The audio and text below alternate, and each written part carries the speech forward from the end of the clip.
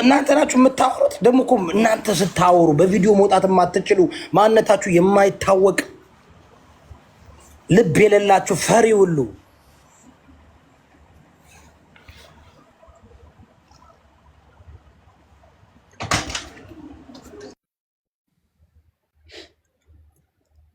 እስቲ ታፕ ኮፒ ሊንክ አድርጉ። ይሄ ህዝብ እውነት ነው የሚወደው የሚራገጥ እርግጫ ምናምን ነው። እኔ አሁን ሰላማዊ ሰው ነበርኩ። ሰላም ቁጭ ብዬ ነበር። ሚለክፍ ነገር ይልከፋ አንዳች ነገር። ታፕ ኮፒ ሊንክ አድርጉ እስኪ። አንድ አንቆሮ ሰው ምንም እኮ በሰላም መቀመጥ አልቻለም ወገን። ምን ሆናችሁ ነው? ለምንድነው ያለካችሁን ሰው የምትነኩት? ጋይስ ስለቴን እንምላችሁ። ቆይ እኔ አሁን በጣም የገረመኝ ነገር አለ። እግዚአብሔር ነው የምላችሁ።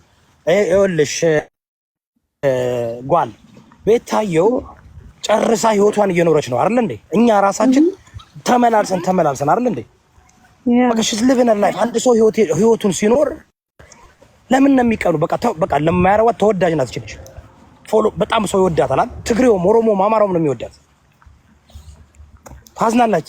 ወጣለች ከዛ ላይፍ አይደል እንዴ? ጎትተው ለማስገባት እኮ ነው። በቃ ጎትተው በቃ ሰው እንዲያልፍለት አይፈልጉ እንዴ?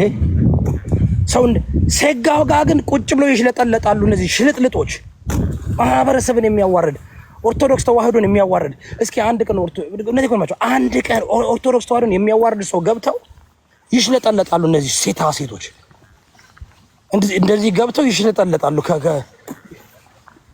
እኒኮ ናቸው።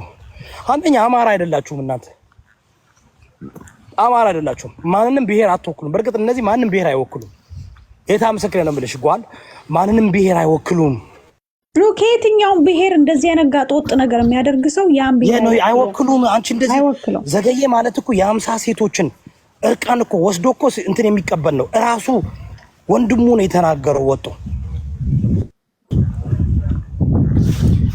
ገባችሁ ላይ? እኔ በጣም ነው የሚደብረኝ እንደዚህ አይነት ነገር ላይ እሱ አይወላችሁ። አሁን አንድ ሰው ከ6 ወርና ከ8 ወር በላይ መቀየሩን እንግዲህ አይተናል አይደል እንዴ?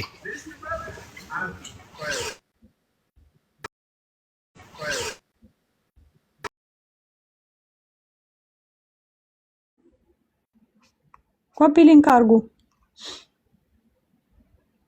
ዮኒ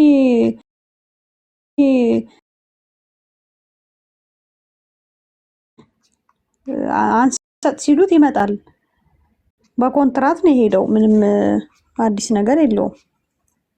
ሲጨርስ ይመጣል። ዘንድሮ ቆይቷል እኮ ሰማል። አይ እንትን ነው ይመስለኛል። በአካውንቱም እየገባለት ነው። አለቃቃሾችም አሉታ ከስሩ ቁጭ ብሎ የሚያራግቡ። ይሄ ወይዘሮ እንዳልካለች እነ ወይዘሮ አሉ። ብቻ ብዙ ወይዘሮች ከስሩ አይጠፉማ። ሆይ እያሉት ነው። ወይዘሮ ሰብስቦ ነው የሚቀመጠው። ወንጌል የሚያውቅ እውቀት ያለው ሰው እኮ የለም ጭራሽ። በቀደም የገረመኝ ነገር ምንድነው የሆነ ቤት ሆስቱ ምን ብሎ ጽፏል? ቤቱ መግቢያ ላይ ወንጌል ከዮኒ ጋር ብሎ ጻፈ።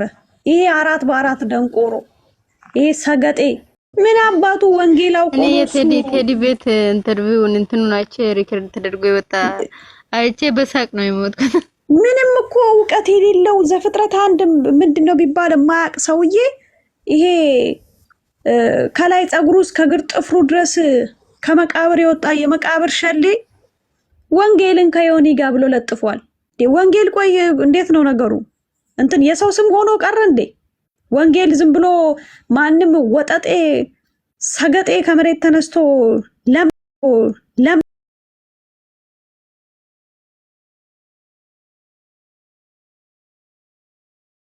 ያንም አድኑን። ዮኒ ማኛን ያዳናችሁ ኢየሱስ እኮ ይወደኛል እኔ ከኛ ይላል። ያኛው ደግሞ ራይ ባልም ወገን ነው።